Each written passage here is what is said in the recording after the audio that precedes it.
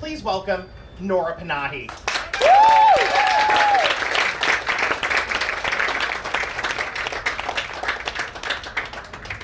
Hi everybody, I'm so happy to be here. Thank you all for coming out. I'm Nora Panahi. I know we're in Worcester. I'm from Boston. Are there any Boston folks in the audience?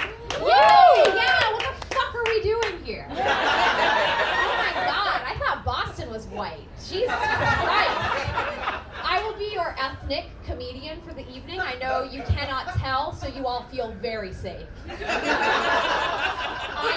half Iranian. Are there any other Iranians in the audience? No? All right. I'm going to ask it again. Can somebody just raise their hand because I prepared a joke? All right. Are there any other Iranians in the audience? Oh my God, get her! Thank you. That's to capitalize on your preconceived notions of Iranians. That's what comedy's all about. I really love being from Boston. I think this is such a great area. I do feel like we have the goddamn worst celebrities though. Like St. Louis has John Hamm. LA has everybody else. We have Benjamin Affleck. That's long for Ben. Are there any Ben Affleck fans here tonight? What? No. I hate that guy. I think he sucks. I love the pictures of him like picking up all of his Dunkin' Donuts and stumbling around with his Dunkin' Donuts because I want him to fucking trip. I think J-Lo deserves so much better. J-Lo, thank you. J-Lo has done nothing wrong to anybody except wear the same dress for 30 goddamn years. I hate Ben Affleck. Yeah, I also hate Mark Wahlberg. Woo! Yeah, that guy sucks. No, Mark Wahlberg in 1986 he beat the shit out of a Vietnamese guy with a stick. Oh, hate him now. Thank you. This is white people learning to do better. I hate that, like, Mark Wahlberg is like the most famous guy from Boston. He assaulted a bunch of black people in the 80s. He assaulted a bunch of Asian people in the 80s. And we're like, yes, this is who I want to represent me in every movie about Boston. I feel like it's pretty accurate. I gotta hand it to Mark Wahlberg. I mean, he was committing hate crimes against Asians before it was cool. You know, like, the pandemic, he's a trendsetter. The pandemic showed us that hate crimes against Asians have been happening for a long time, but now we're like, the media's like, we've seen too many hate crimes against black folks. Let's choose from one of the many different other hate crimes we can use for our media. And thankfully we have plenty to offer in this beautiful country. I think we will start being a truly progressive nation where we start acknowledging that hate crimes happen against Muslims too. It's a lot quieter because we're all like, yeah, 9/11, never forget, fuck you! But I think that once we get to a point where we can start calling them hate crimes instead of preemptive strikes or Borat sequels, be in a much better place. I'm sorry to like shit on all of your favorite things. We've got Ben Affleck, Mark Wahlberg, Borat. Say what you will about Borat, but if that character were any other race, any other type of person, we would cancel him, right? But we're like, yes, Muslims are silly. Let's let this Israeli guy be mean to Muslims. Sorry, that's my own. I do stand up to push my own agenda on you people. Thank you. Thank you for letting me do that. I am really glad. It means a lot to me, and I'm sure to a lot of people, that there is now a movement, a Stop Asian Hate movement in this country. I think that's great. Yeah, we can clap because we feel bad. I think it's great that we're actually like focusing on something that uplifts a really big part of our population. Oh geez. Oh yeah. I think it means a lot to me because I am technically Asian American, and I know when you have to put technically in front of your ethnicity, it gives off major Rachel Dolezal vibes. But I am Asian American according to the United States Census, because when I was born, my Iranian dad did not want to put Caucasian down on my birth certificate because my daughter is not white. My mom is white, so I'm very white. So we put down Asian American, which is great. I'm very happy to be here for my community.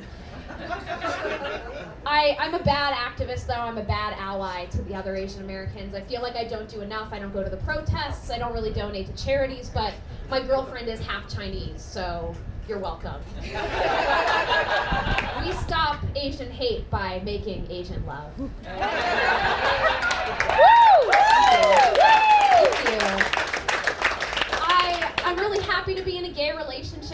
it's really nice to be in a gay relationship. It's better than all the other types of relationships. No offense, yes offense. I like it because when you're a woman and you're in a relationship with another woman, the pressure to have children, at least for me, is completely off the table. Like, you don't feel the pressure to get pregnant, which is great, because I feel like I'm happy. Are there parents in the audience? We have parents. No one wants to raise their hands because you're just too goddamn tired. We have one person in the back. I think kids are great. Kids are fine. But you cannot tell me that going through a global pandemic was better because you had children to also deal with. That would be like saying, the pandemic was so much better because I have this brain tumor.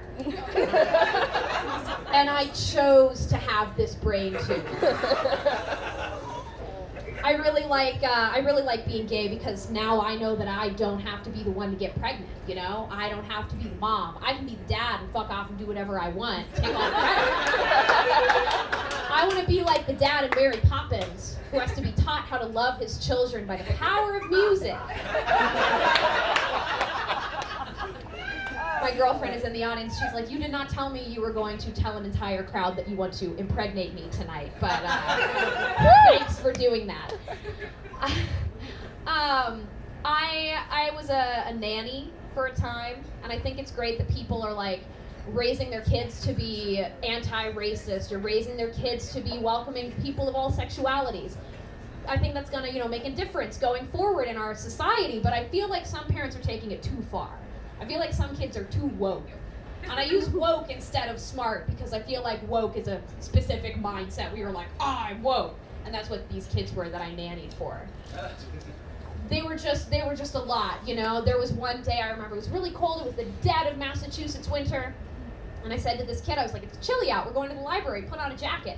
He goes, I don't want to put on a jacket. I said, well, you're going to be cold. Put on a jacket. You can take it off in the car. And he looks at me and he goes, Nora, I'm not wearing a jacket. It's my body and my choice.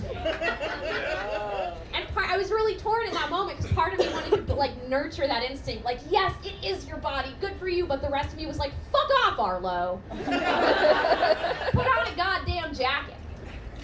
His little sister, he was really sweet. His little sister I also nannied for. And have you ever looked into the eyes of a child and seen an inhuman spirit stare back at you? Yeah.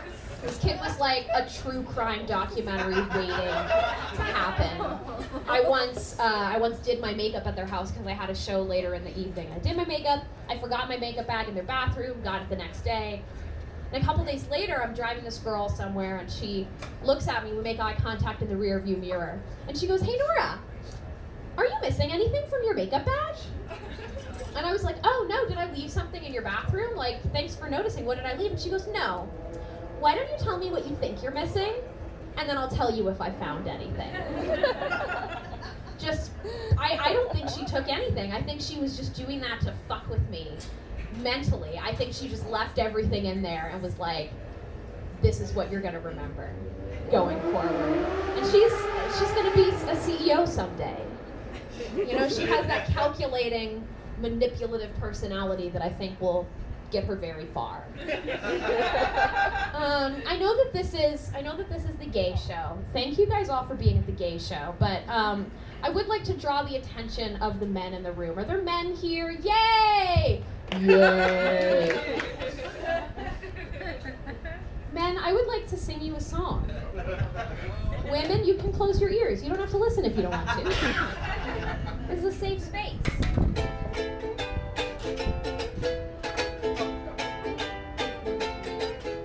I go out alone in my tightest dress, not a single man blinks an eye.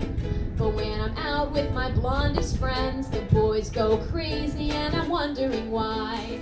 So now I'm asking my reflection, why don't I get yelled at from across the street?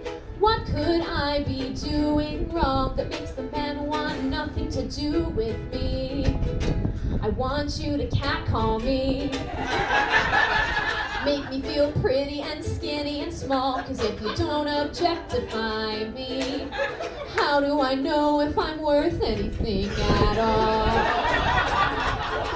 Oh my God, it's a feminist satire! fire. Who let Virginia Woolf in here?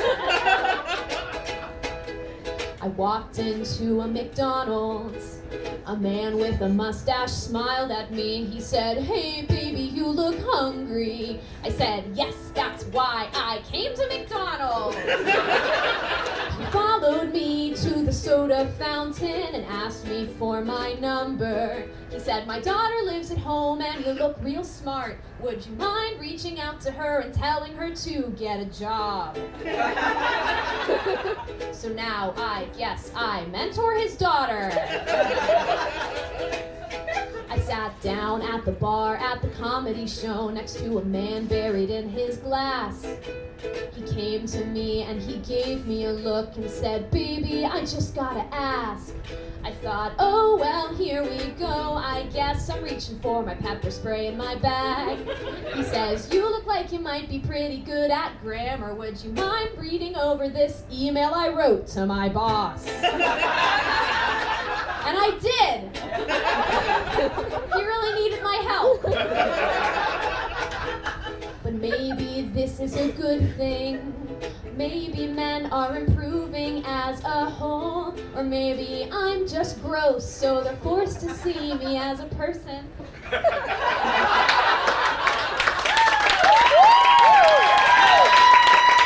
But either way, I still want you to catcall me. Make me feel pretty and skinny and small. 'Cause if you don't objectify me, how do I know if I'm worth anything at all? Without blind validation from men, I don't know. How do I know that I'm worth anything at all?